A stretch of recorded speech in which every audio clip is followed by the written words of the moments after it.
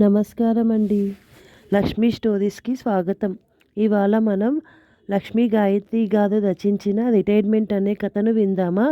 ఈ కథ ఈనాడు మ్యాగజైన్‌లో 2023లో ప్రచురించబడినది. ఇక కథలోకి వెళదాం. పండక్కి అమ్మా నాన్నని రమ్మని పిలుద్దాం అనుకుంటున్నాను. రాత్రి భోజనాలయ్యాక తీరిగ్గా కూర్చొని టీవీ చూస్తూ అన్నాడు పాని. అప్పుడే పనంతా ముగించుకొని వచ్చి రిలాక్సింగ్గా కూర్చున్న కుముద మొహం తక్షణమే మాడిపోయింది. భర్తకి ఏ జవాబు చెప్పకుండా నిశ్శబ్దంగా టీవీ చూస్తూ కూర్చుంది. కానీ మనసులో అగ్నిరవ్వలు రాజుకుంటున్నాయి ఆమెకి. తను పాని ఇద్దరు ఉద్యోగస్తులు. ఉన్నది ఒకతే పిల్ల. అయినా ముగ్గురితో పని తెమిలి చావడం లేదు. తన తోటి ఉద్యోగస్తురాళ్ళలో చాలామంది అత్తగారులను అమ్మన్నో దగ్గర పెట్టుకుని ఉన్నారు. వాళ్ళంతా పల్లిలో బోలెడు సహాయం చేస్తారట. అంచేత ఆఫీస్కి చక్కగా తయారై హాయిగా వస్తారు. వెళ్ళడానికి కూడా తనలా చిందులు తొక్కదు. కులాసాగా కబుర్లు చెప్పుకుంటూ దారిలో ఏ ఐస్ క్రీమో తింటూ శుక్రవారాల్లో చిన్న చిన్న షాపింగులు చేసుకుంటూ వెళతారు. తనకి మాత్రం అంత అదృష్టం లేదు. మామూలుగా గంటసేపు ఉండే పని అత్తమామలొస్తే రెట్టింపు అవుతుంది. కూరలు తరగడం తప్ప అత్తగారు మరే పని చెయ్యదు. తల్లి కొడుకు ఇద్దరు కూర్చొని ఏనాటివో క్రీస్తుపూర్వం నాటి కబుర్లు మొదలు పెట్టారంటే తను అన్నీ వండి పళ్ళాల్లో వడ్డించి పిలిచేదాకా ఈ లోకంలో ఉండదు వారసలు. గుడ్డిలో మెల్ల ఏంటంటే అత్తగారు కూడా ఉద్యోగస్తురాలే. Government teacher. అంచేత సెలవులు వచ్చినప్పుడే వస్తారు.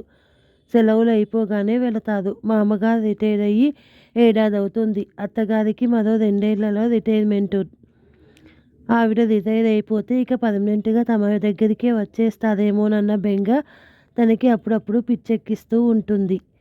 తల్లిదండ్రుల్ని పండక్కు పిలుస్తానని చెప్పగానే కుముద మొహం మాడిపోవడం చూస్తూనే ఉన్నాడు పాని. అమ్మా నాన్న వస్తే నీకేంటి బాధ? సూటిగానే అడిగాడు. కుముద వెంటనే ఫట్మని జవాబు చెప్పలేదు. ఒక నిమిషం మౌనంగా ఉండి తర్వాత శాంతంగానే నాకు బాధేమీ లేదు. కానీ మీరు నా వైపు నుంచి కూడా ఆలోచించడం నేర్చుకోండి. నేను ఖాళీగా ఇంట్లో కూర్చోవడం లేదు. రోజుకి 30 కిలోమీటర్లు ప్రయాణం చేసి ఉద్యోగం చేసి వస్తున్నాను. తెల్లవారుజాము 5ంటికి నిద్రలేస్తే రాత్రి 10 వరకు నాకు క్షణం అంటే క్షణము కూడా తీరిక ఉండదు. విశ్రాంతి ఉండదు. నా కొలీగ్స్లో చాలామంది అత్తగాళ్ళనో అమ్మన్నో దగ్గర పెట్టుకున్నారు. వీళ్ళకి కొన్నంత సహాయం. మన ఇంట్లో జరుగుతున్నది మీకు తెలియంది కాదు కదా. మీ అమ్మగారు కూరలు తరగడం తప్ప మరేం పని చెయ్యదు. కనీసం పిల్ల పని కూడా చూడదు. ఎంతసేపు కబుర్లు, టీవీ అంతే. ఇద్దరు మనుషుల్ని కూర్చోపెట్టి పని చేయడం అంటే ఎంత కష్టమో ఒకసారి మీరు చేసి చూడండి, తెలుస్తుంది. మా అమ్మ కూడా ఉద్యోగస్తురాలే. వీలైనప్పుడల్లా నా దగ్గరికి వస్తుంది. వచ్చినప్పుడల్లా మళ్ళీ చెప్పుల్లో కాళ్ళు పెట్టేదాకా ఎలా పని చేస్తుందో మీరు చూస్తూనే ఉన్నారు. అలా మీ అమ్మగారు ఒక్కసారైనా చేశారా? ఒకవేళ ఆవిడకే గనక కూతురుంటే కూతురి దగ్గర చేసేవారేమో. ప్రస్తుతం కోడల్ని. నా దగ్గర మాత్రం ఇటు పుల్ల అటు పెట్టడం లేదు. నేను మొహం మార్చుకోవడమే కనిపిస్తుంది మీకు. నేను పడుతున్న కష్టం తెలియదు అంటూ పానికి మరిక మాట్లాడే అవకాశం ఇవ్వకుండా లేచిపోయింది. ఎప్పుడూ లేనిది కుముద అంత స్పష్టంగా మాట్లాడుతూ ఉంటే పాని ఏమీ అనలేకపోయాడు. నిజమే, తన తల్లి పని చెయ్యదు. ఇప్పటి వరకు తను కూడా ఆ విషయం పెద్దగా పట్టించుకోలేదు.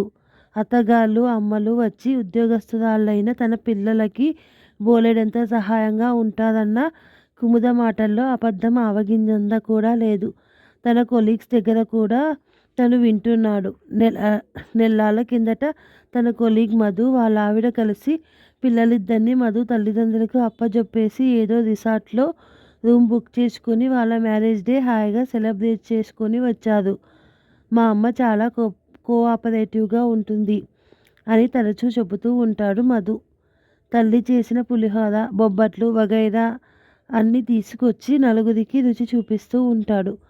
తన తల్లి కాత్యాయని మంచిదే, కానీ కోడల్ని కానీ బియ్యంకురాల్ని కానీ ఏ రకంగానూ సతాయించే మనిషి కాదు. నయా పైసా కట్నం కానీ లాంఛనాలు కానీ ఆశించకుండా కుముదవని కోడల్ని చేసుకుంది. ఉద్యోగస్తురాలు కావటం వల్ల ఆడవాళ్ళు ఉద్యోగం చేస్తుంటే వచ్చే ఇబ్బందులు కూడా ఆవిడకి బాగానే తెలుసు.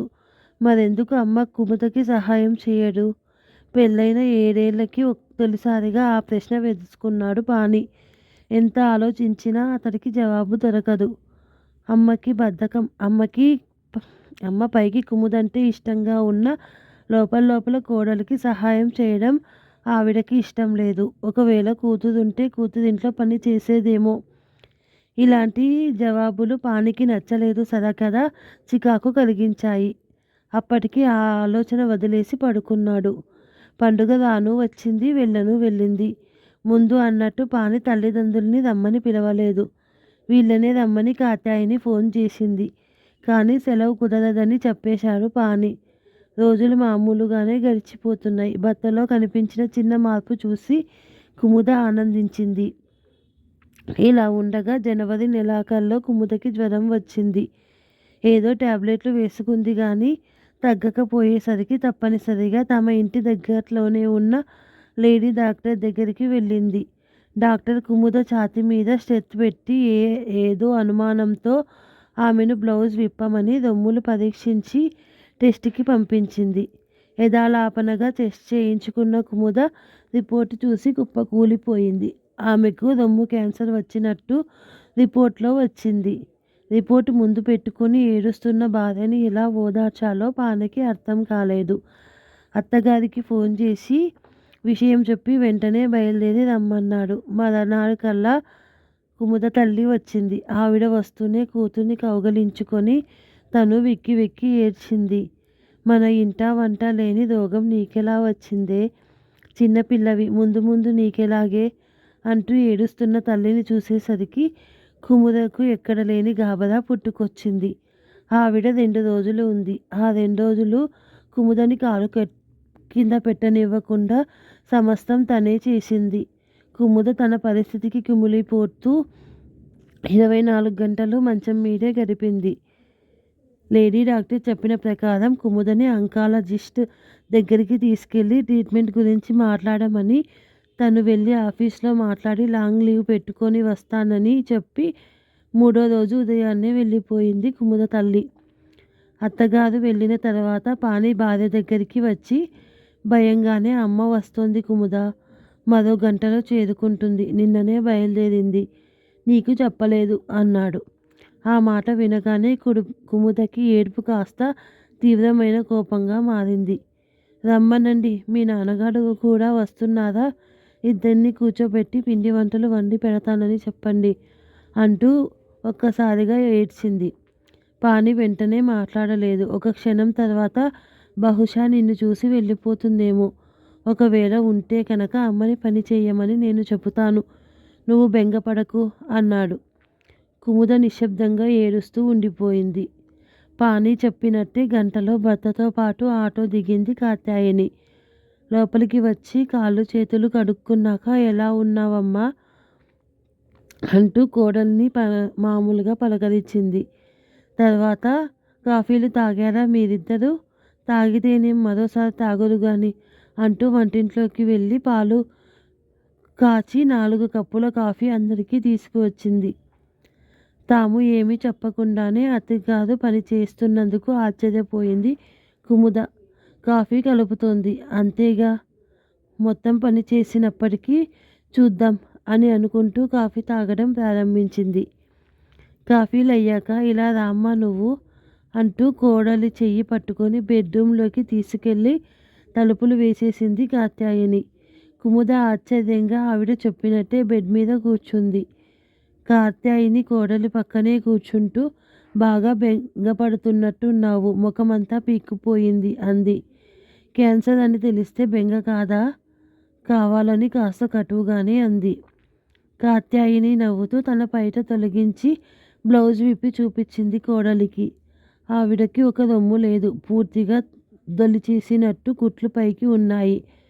సన్నగా ఉండే మనిషి కావటం వల్ల బట్టల మీద నుంచి తేడా పెద్దగా తెలియడం లేదు. అత్తగారిని చూసి నిలువుగా కొయ్యబారిపోయింది కుముద. కాసేపు నోట్లో నుంచి మాట రాలేదు. తర్వాత తడబడుతూ, అంటే మీకు అంటూ ఆగిపోయింది. ఆపరేషన్ అయ్యి 10 ఏళ్ళయింది. పానీ ఎప్పుడూ చెప్పలేదా నీకు? నవ్వుతూనే ప్రశ్నించింది కాత్యాయని. ఎప్పుడో పెళ్ళైన కొత్తల్లో ఏదో మాటల్లో పానీ చెప్పినట్టు గుర్తొచ్చింది కుముదకి. ఒక్కసారి చెప్పాడంటే. తర్వాత ఆవిడ ఆరోగ్యం గురించి ఎప్పుడూ ఒక్క మాట కూడా రాలేదు. ఒంట్లో బాగాలేదని గానీ, పలానా బాధ ఉందని కానీ ఆవిడ ఎప్పుడూ చెప్పలేదు. ఆవిడకి ఆపరేషన్ అయ్యి 10 ఏళ్ళయింది. ఈనాటికి నిక్షేపంగా ఉంది. హాయిగా ఉద్యోగం చేసుకుంటుంది. కుముదకి ఏదో ధైర్యం వచ్చినట్టు ఉంది. 10 ఏళ్ల కిందట నాకు ఇది వచ్చే వేళకి పానికి ఇంకా ఉద్యోగం కూడా లేదు. చదువుకుంటున్నాడు. వాడికి తెలిస్తే బెంగపడతానని ఆపరేషన్ అయ్యి నేను ఇంటికి వచ్చేదాకా వాడికి అసలు చెప్పలేదు. మాకు చేసి పెట్టే దిక్కు కూడా ఎవరూ లేదు. మా అమ్మ, నాన్న, అత్తగారు, మామగారు అందరూ పోయారు. నాకున్నదల్లా ఒక అన్నయ్య మాత్రమే. వదిన ఎప్పుడూ అంటి ముట్టనట్టుగానే ఉంటుంది. మా ఆడపడుచు అంటే మీ మామయ్య గారి అక్కయ్య. ఆవిడే వచ్చి ఒక 15 రోజులున్నారు. తర్వాత అంతా నాకు మీ మామయ్య గారొక్కరే దిక్కయ్యారు. వండి పెట్టినా ఆయనే, ధైర్యం చెప్పినా ఆయనే. ఏ మాటకు ఆ మాట చెప్పుకోవాలి.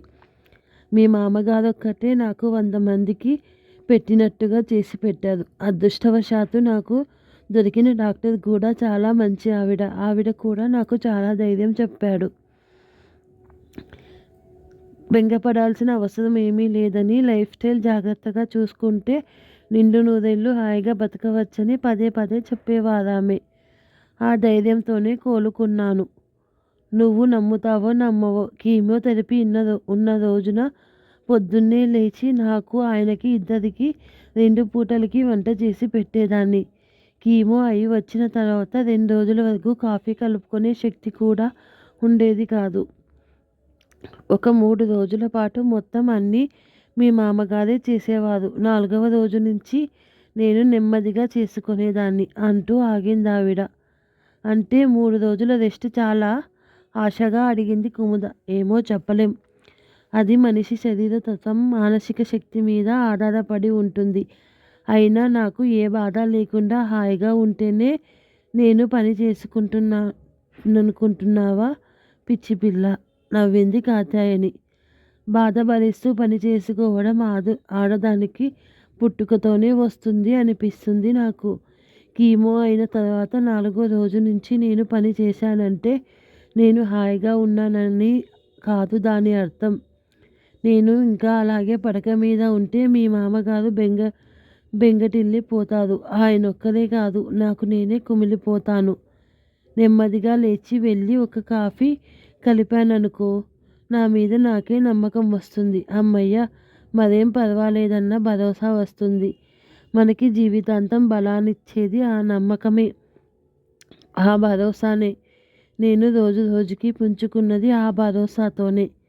ఈ రోజున నీ ముందు ఇలా ఉన్నది ఆ నమ్మకంతోనే. క్లాసిక్లో పిల్లలకి పాఠం చెబుతున్నట్లు వివరంగా చెప్పుకొస్తున్న అత్తగారిని కొత్తగా చూస్తూ ఉండిపోయింది కుముద. ఇంకో మాట చెప్పనా? మీ పెళ్ళయి 7 ఏళ్ళయింది. ఈ 7 ఏళ్లలోనూ నేను ఎన్నోసార్లు ఇక్కడికి వచ్చాను. కానీ ఈరోజు కాఫీ కలపనట్టు కప్పు కాఫీ కూడా ఏనాడు కలపలేదు. ఎందుకో తెలుసా? నేను కావాలనే ఇక్కడ విశ్రాంతి తీసుకున్నాను.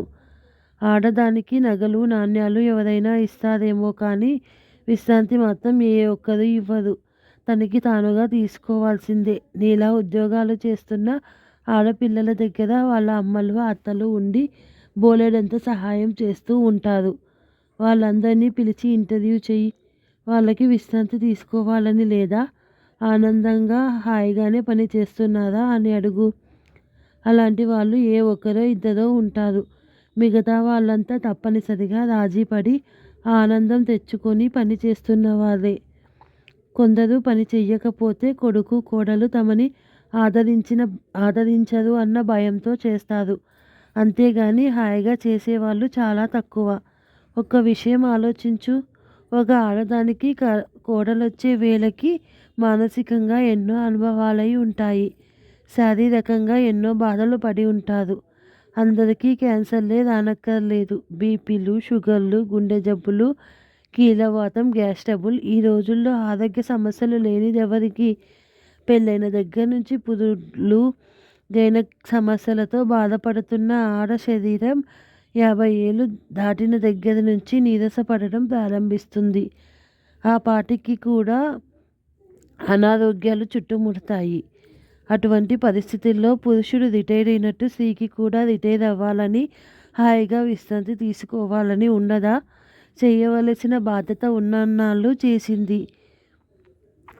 ఇక చచ్చేదాకా. పూర్వం ఆడదానికి కూడా ఈ రిటైర్మెంట్ ఉండేది. కోడలొచ్చి పని అందుకుందంటే అత్తగారికి విశ్రాంతే. కానీ ఈ రోజుల్లో కోడళ్ళు ఉద్యోగస్తులు అవ్వటం వల్ల అత్తగాళ్లకు ఆ రిటైర్మెంట్ లేకుండా పోయింది. నాలాంటి అత్తగాళ్ళు పని చెయ్యకపోతే తిట్టుకుంటున్నారు. అమ్మల్ని పిలిపించుకుంటున్నారు. అమ్మలు మాత్రం ఆడవాళ్ళు కాదా? వాళ్ళకి మాత్రం బాధలుండవా? అయినా కూతురి కోసం తప్పనిసరిగా పళ్ళ బిగువున పని చేస్తారు అంటూ కోడలి మొహం చూసి ఆగిపోయింది కాత్యాయని. తన మనస్సులోని కల్మషాన్నిటిని అత్తగారు కడిగేసి శుభ్రం చేస్తూ ఉంటే తల వంచుకొని నిశ్శబ్దంగా వింటోంది కుమర. సరేలే, ఇంతకీ నేను చెప్పేది ఏంటంటే, బలవంతంగానైనా నీ దగ్గర విశ్రాంతి తీసుకుందాం అనుకున్నాను. కానీ విధిరాత వేరేగా ఉంది. నీకు ఆపరేషన్, కీమోలు అన్నీ అయ్యి పూర్తిగా సర్దుకోవడానికి కనీసం ఏడాది టైం పడుతుంది. నేను వాలంటరీ రిటైర్మెంట్కి అప్లై చేసి వచ్చాను. ఈ ఏడాది నేను నీ దగ్గరే ఉండి చూసుకుంటాను. ఆ తర్వాత కూడా నేను మీ మామగారు ఇక్కడే ఉంటాం. ఎందుకంటే నీకు ఉద్యోగంలో శ్రమ ఎక్కువ, సెలవులు ఉండవు, ప్రయాణ దూరం ఎక్కువ. అంచేత నేను బతికినంత కాలం నీకు సహాయంగా ఉందామని అనుకుంటున్నాను అంటూ ఒక క్షణం ఆగి, ఒకవేళ నీకు ఇష్టం లేకపోతే నువ్వు మీ అమ్మని పిలిపించుకుంటానంటే నిర్మోహంగా చెప్పు, మేం వెళ్ళిపోతాం అంది. ఆ మాట వింటూనే ఒక్కసారిగా చేతులు జాపి అత్తయ్య గారిని చుట్టుకుంటూ వలవలా ఏడ్చేసింది కుముద. లేదత్తయ్య, మా అమ్మ కంటే ఎక్కువ మీరే ధైర్యం చెబుతున్నారు. నాకు మీరే కావాలి. మీరిచ్చే భరోసా కావాలి. మీరు నేర్పే ఆత్మవిశ్వాసం కూడా. ఇటు వైద్యం చేయించుకుంటూ అటు ఉద్యోగం చేస్తూ నా మీద నేను నమ్మకం పెంచుకుంటా. తర్వాత మిమ్మల్ని కూర్చోపెట్టి మీకు రిటైర్మెంట్ ఇస్తా అంది కన్నీళ్ళ మధ్య నవ్వుతూ. పిచ్చి పిల్ల అని ఆప్యాయంగా కోడలి తల నిమిరింది కాత్యాయని. ఈ కథ నచ్చినట్టయితే లైక్ చేయండి, షేర్ చేయండి, సబ్స్క్రైబ్ చేయండి. Thank you friends.